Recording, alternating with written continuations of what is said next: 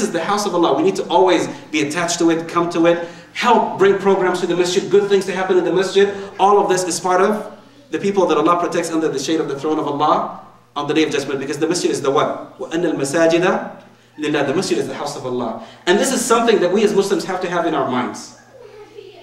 Yeah, and a lot of us, especially the ones that live in America, we start to think that, oh, the board handles the masjid and the committees handle the masjid and the imams handle the masjid. No, we always have to keep this in our heart. The masjid is the house of who? Of Allah subhanahu wa ta'ala. It has to be something reinforced. We have to respect the word of the imam.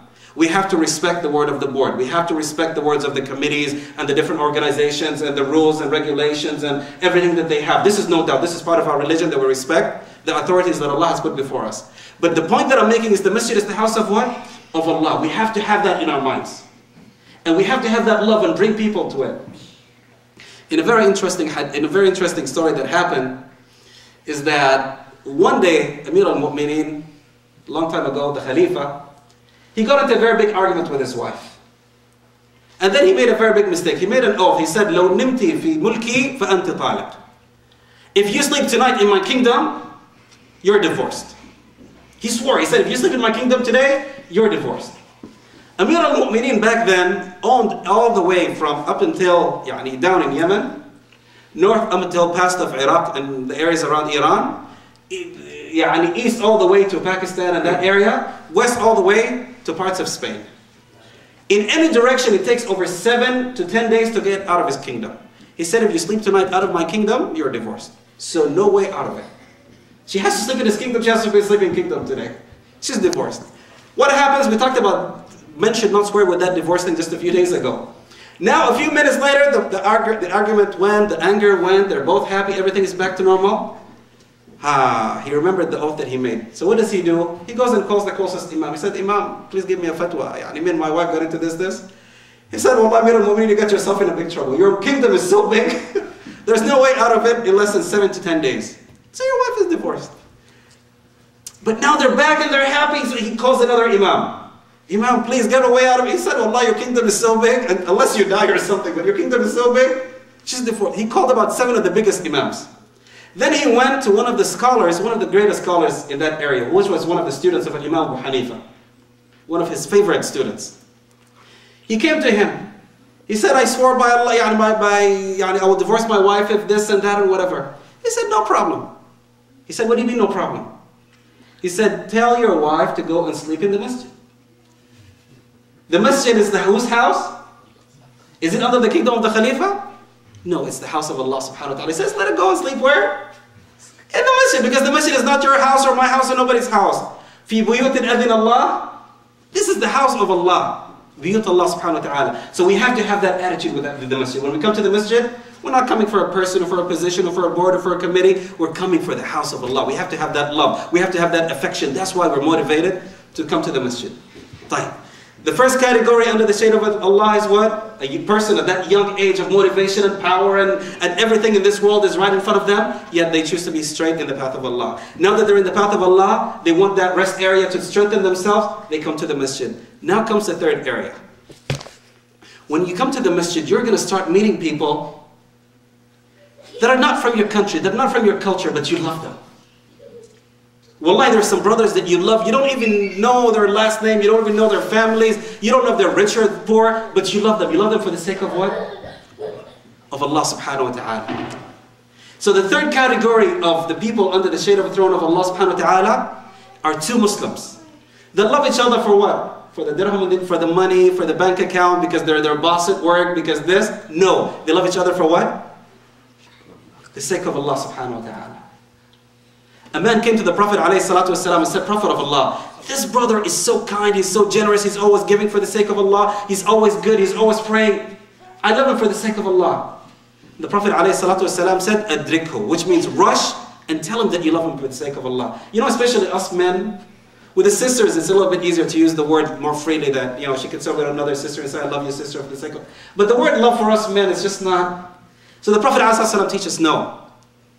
rush and tell him, adrikhu, tell your brother that you love him for the sake of Allah. And I take pride that I love each and every one of you for the sake of Allah. And take pride that when you see someone that's always coming to the masjid, someone that's always giving for the sake of Allah, that you don't hesitate, you tell them that you love them for the sake of Allah. Why? Because in the other hadith, the Prophet ﷺ says, يُنَادِ اللَّهِ مِنْ فَوْقِ الْعَرْشِ يَوْمَ الْقِيَامَةِ وَيَقُولُ أَيْنَ الْمُتَحَابِّينَ بِجَلَالِي أَيْنَ الْمُتَحَابِّينَ بِجَلَالِي الْيَوْمَ أُظِلُّهُمْ تَحْتَ ظِلِّ عَرْشِي يَوْمَ لَا ظِلَّ إِلَّا ظِلِّي. Allah calls from above the throne on the Day of Judgment and says, where are those that love each other for what? For my sake. Today they'll be under the shade of my throne when there is no shade except for what? For my throne. And this teaches us something that is very important. That by nature there are certain things that happen. By nature, if I'm from a certain country, I feel more comfortable around people from my country.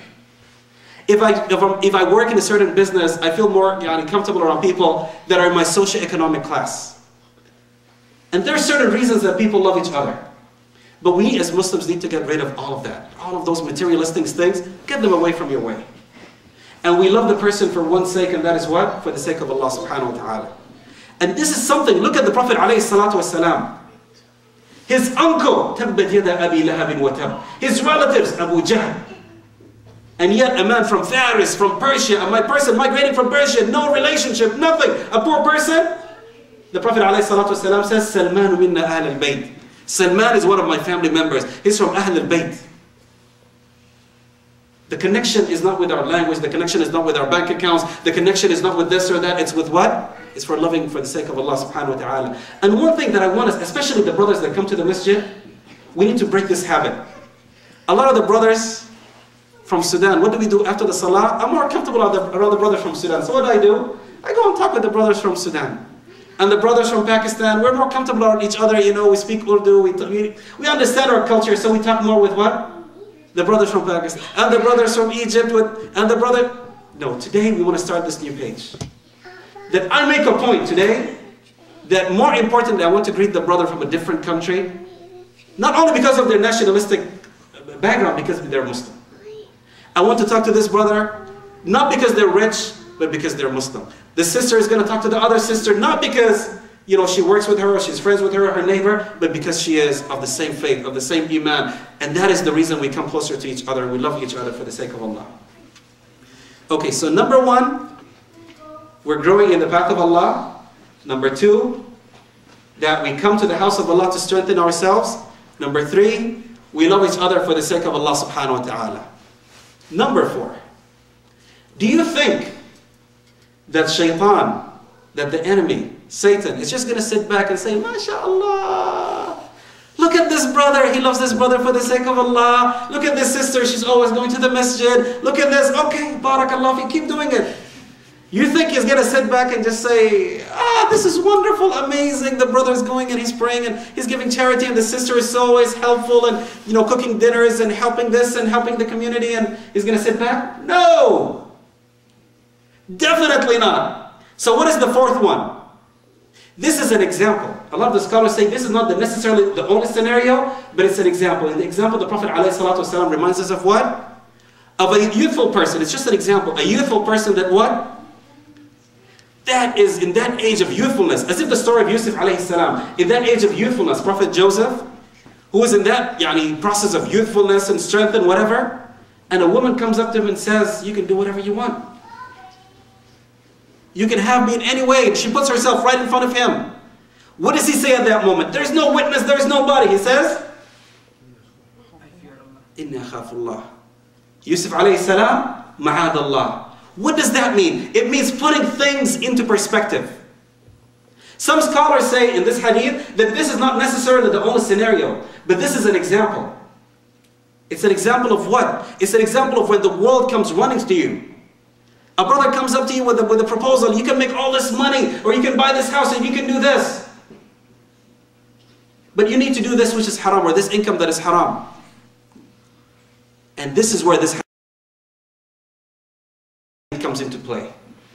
You can wear this, you can play this, you can do this, you can watch this, you can hear this. Yes, there is some haram in it, but. And this is where this hadith comes. And this is the meaning of taqwa. Taqwa means that it's the opportunity, it's open to you, can do it, nobody sees you. except, and this is where you put it in your heart, this is where this hadith comes in. Do you know that Allah subhanahu wa ta'ala sees you or not? Yeah, and there's one ayah that teaches us all of taqwa.